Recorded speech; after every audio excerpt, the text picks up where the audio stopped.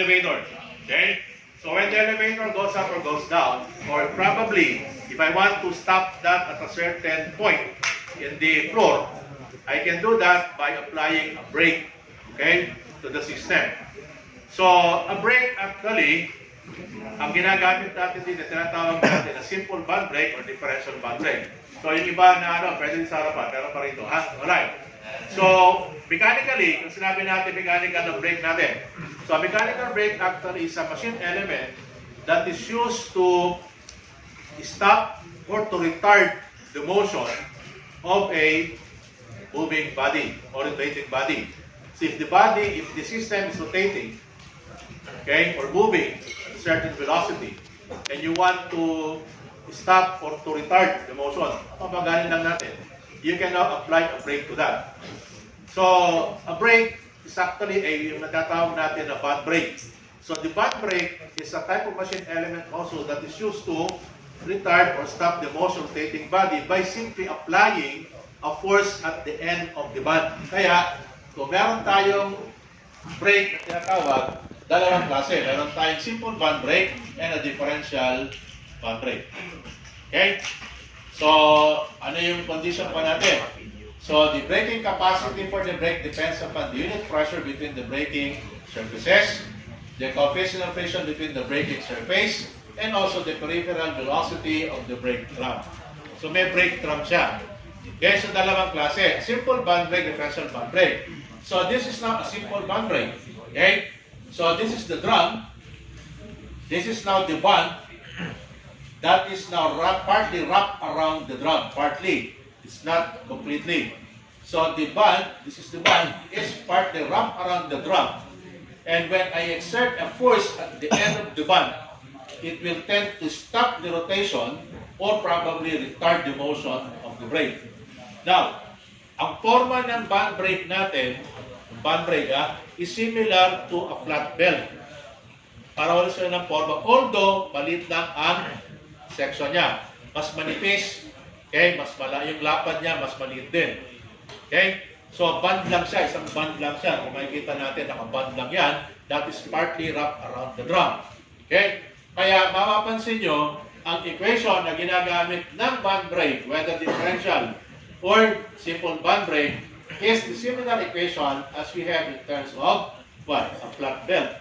Okay? Because we are considering it in terms of tensions, as well as the coefficient of friction, and as well as the angle of contact or angle of wrap. Okay? Angle of wrap. Isa lang siya. Alright. So, let's say this is now the band. Okay? Or this is the brake. So, usually this band is connected now to a lever, which is now pivoted at this end. When we exert a force at the end of the lever, whether going up or going down, it will tend to cause tension on the part of the band. Okay? So, pag nagay tayo ng force dito, it will cause a tension. Hihila yan dun sa band natin. Thereby, stopping the rotation of the drum. Now, ang critical sa design ng band brake is the position of the tension. Okay? F1 corresponds to the tight side tension and F2 corresponds to the slack side tension, which is similar to the what? Flat belt, di ba? So, similar. Okay? Narinig ba ako sa likod? Narinig ako sa likod, ha? Okay. So, huwag na tayo mag-fight kasi mabigit. Okay, malakas sa'yo ng boses ko eh. Alright. So, critical sa atin dito sa band brake ay yung position ng tight side at slack side. Okay? Bakit critical? Kasi, daan natin malalaman yung position, kung mali ang position nito, yung drum natin, tuloy-tuloy lang ang ikot. Eh, ang gusto natin, pag meron tayong brake, is to what? Stop the rotation. Or perhaps slow it down. Okay, so, depende yan, the position of tight side, slack side tension will be dependent upon the rotation of the drum. This is your drum. Okay, so if my drum is rotating in a counterclockwise rotation, the tight side tension F1 should be counteracting the rotation of the drum. Okay, see the only thing. Tignan nyo kung ano yung rotation. Okay, if the drum is rotating in a clockwise rotation, okay, the tension, the tight side tension should be counteracting the rotation of the drum. So if my rotation is clockwise, what will be this one? This is your F1. Okay, this will be your F2. Okay, because, take note pag counterclockwise naman siya, ito yung F1 natin, ito yung F2. Bakit ganun? Kasi, oras na ang ikot natin ay counterclockwise at etong F1 nandito dito, yung F2 natin dito, what will happen to this? Hindi titigil yan. It will just continue rotating. Okay? So, take note that the rotation or the position of the tight side tension of the band will always be counteracting the rotation of the drum. Whether clockwise or counterclockwise. So, kabila. Kung counterclockwise siya, doon sa kabila. Kung clockwise, nililipat lang siya sa kabila. Diyan. Okay? So, this is now your lever arm. So, from the pivot, you have now this distance. Okay? That's your B. The distance between this point and that point. Pivot. So, this one, alpha, represents now the arc of contact, alpha or theta. Okay? So, this is now the arc of contact between the band and the drum. Okay? So, ito, meron din critical din to. Kasi kung ito, hindi masyadong malaki yung arc of contact niya, baka hindi tumigil yung pinaka-drum natin. Okay? But take note that ito, hindi masyadong critical kaysa dun sa tensions natin. Okay, now, so what are now the basic equations that we can use in terms of simple band brake? Okay, first, you get the tension ratio. The ratio between the tight side tension and slack side tension equivalent to EF theta. So theta is the arc of contact and F is the coefficient of friction. Again, in your textbook, there is a given value for determining the coefficient of friction based on the material of the brake. Okay? So, sa libro natin,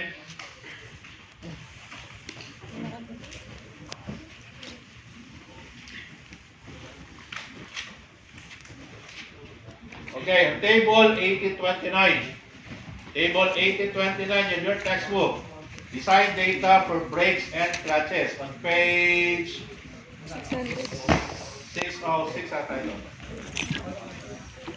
Table 1829. So table 29, 1829 sa likod So table 1829 in your textbook, you can determine the coefficient of friction based on the material of the band or the disc. Depende kasi pwede natin gamitin yan for the brakes and for clutches itself.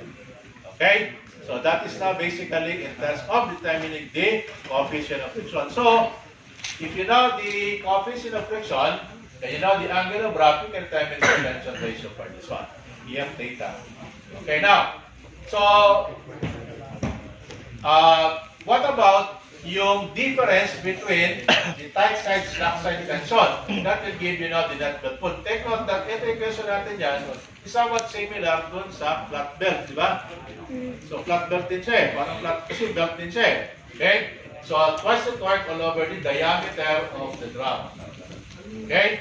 Now, kung tensile stress naman, F over the area. So, ang B natin is the width of the band, T is the thickness of the band. Okay? So, B is the width of the band, T is the thickness of the band. Parang sa ano rin to? Parang sa flat belt yan, di ba? Yung flat belt with the thickness din siya. So, that's how we determine the area, force over area. Now, ano yung F na gagamitin? Yung siyempre, pinakamalaki. Yung tension natin, F1. Okay? The tight side tension. Because tight side tension will always be greater than your slack side tension. Okay? Alright. So, alam din dapat natin yung maximum band pressure. So, pag nag-apply tayo ng force doon sa end ng band, you create a pressure or you exert a pressure on the drum as well as on the band. So, therefore, the maximum pressure now be equivalent to this one. Okay? Twice the tight side tension all over the width force over area. Okay? Area natin ito Yung pinaka-area natin na yan. Force over. Now, yung pressure sometimes can also be determined as long as you know the material of the band. In table 1829 also of your textbook, there is now a given pressure of the band. Kalagay dyan, yung pressure din yan. Depende sa material. So if you know the material, you go to table 1829 so that you can determine the pressure exerted. Now, again, pwedeng average, pwedeng depende kung anong given sa atin dyan. Okay, table 1829. Okay? So, this is the band. Alright, now, so, ang ano natin dyan is that one. Kung alam mo to, you can determine this one. Alright, ang pag-compute lang natin dito is that you get the free body diagram. Draw natin ang free body diagram. Di ba I don't know if you can still remember your discussion regarding this one sa mechanics. Mechanics ata? O sa the material na discuss. Dynamics. So dynamics ata tayo kasama eh. Okay? So, to solve this, you get the free body diagram of this. And then, if I take summation of moment about the pivot, I can determine relationship between F1 and F2. Okay? So, parang magdodrawing muna tayo ng dalawang free body diagram. This free body diagram, another free body diagram. Okay? Determine that. That will be for a simple band brake. Okay, now, ang isang pang equation na ginagamit natin is when the brake is declared to be a differential band brake. So, ang common na ginagamit na type ng brake for elevators is a differential band brake. Band brake din siya, kaya lang iba lang ang forma niya, differential band brake kung tawagin. Okay, because in differential band brake, we need to determine whether the brake is self-locking or not. Sa natin na ang anong self-locking, di ba? Sa screw, di ba? So sinabi natin, kung meron tayong screw, meron tayong self-locking. Kaya, pag meron tayong differential band brake, we are concerned whether that brake is self-locking or not. When we talk about self-locking band brake, it means that, a simple differential band brake means that even I exert a minimum force at the end of the band, I am pretty sure that the band will hold. Titigil siya.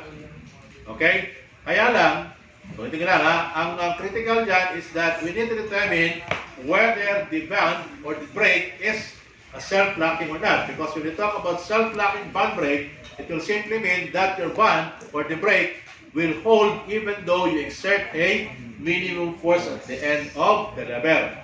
So kahit na minimum force lang tayo dyan, titigil siya, kakapit siya. Okay, kakapit yan, pinakatawag ng branding natin. Kaya lang, take note that the self-locking of a band brake is only for one direction of rotation. If you have determined that the band or the brake is self-locking for a clockwise rotation, it will always be self-locking for that rotation from clockwise. If you reverse the rotation, it will not be self-locking anymore.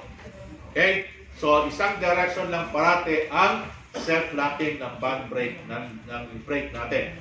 Now, Sir, sudden po ba yung stop? Hindi naman sudden stop natin yan. Tatahalin siya. Kasi pag palagay natin, nakatagay sa elevator, pag tumigil ng bigla, ano mangyari? Tatahalin siya. Hindi naman bigla yan. Okay, in-assume lang natin na magsa-self-locking siya. Alright, now, so what about a differential band brake? Which is actually similar to this one, except that I have to consider this one. Right? Take note of that. Ito yung figure ng sample band brake natin. Yung isang band natin ay nakakabit dun sa pinaka-pivot natin. Ito yung pivot niya eh. Kasi pag nag-apply ako dito, dihila ito dito, parang bababa yan. Ka-pivot siya. Ang differential nito, ang differential band brake naman is that this one is not connected to the band, which is this one. Ito naman siya. Ito na yung pivot natin. Okay? Ito na yung band natin. Okay? Ito yung pinaka-band natin na yan. Alright? So, this is now what we term as differential band brake. So, ganun pa rin. Okay? If I exert a force at the end of the band, at the end of the lever, I will be actuating the pivot, thereby creating now a tension on the band. So, ganun pa rin. If my band is rotating, if my drum is rotating in a clockwise rotation, the tight side tension always be counteracting the rotation. This one. If this will be rotating in a counterclockwise rotation, this will be your F1 and that will be your F2. Okay? Siya. Now, ano yung mga A, B, and C natin dito? These are the distances from the pivot to the band. Okay, ito yung pinaka-pivot natin, yung band natin, A, B, and C. And this distances determines whether the band or the brake is self-locking or not. Okay, yung position nito, yung distances na yan, will determine if the differential band brake or the brake itself is self-locking or not. How do we determine that? There's an equation for that. This is that equation. Okay, this one. So if your B, okay, yung B natin ha, this one, is less than, or equal to this value, ano yung A? A is this one. Okay? Multiply it by your tension ratio, E of theta. Saan nanggaling to? Dito nanggaling yan. Yun. Okay? So, if this B is less than or equal to this value, therefore, the brake is self-locking. Okay? For what? For clockwise rotation.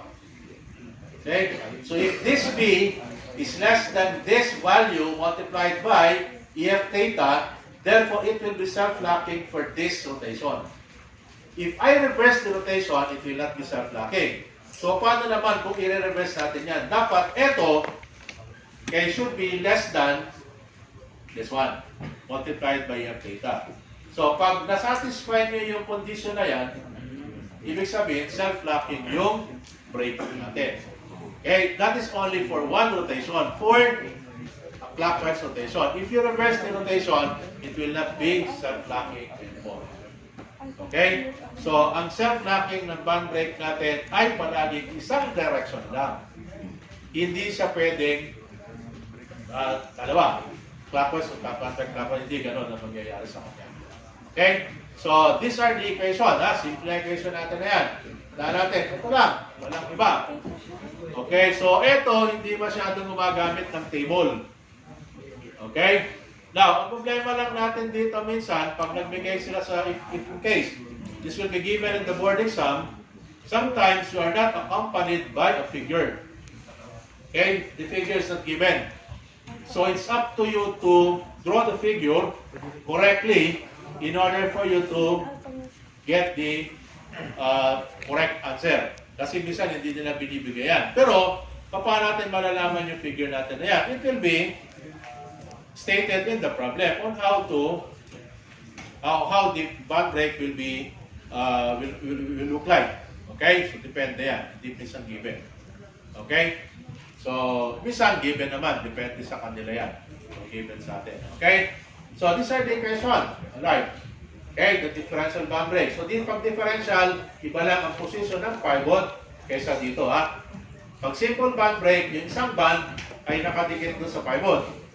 Pag differential, doon sa lever arm nakadikit. Ito yung lever arm natin. So, ganun din, you draw the free body diagram of this.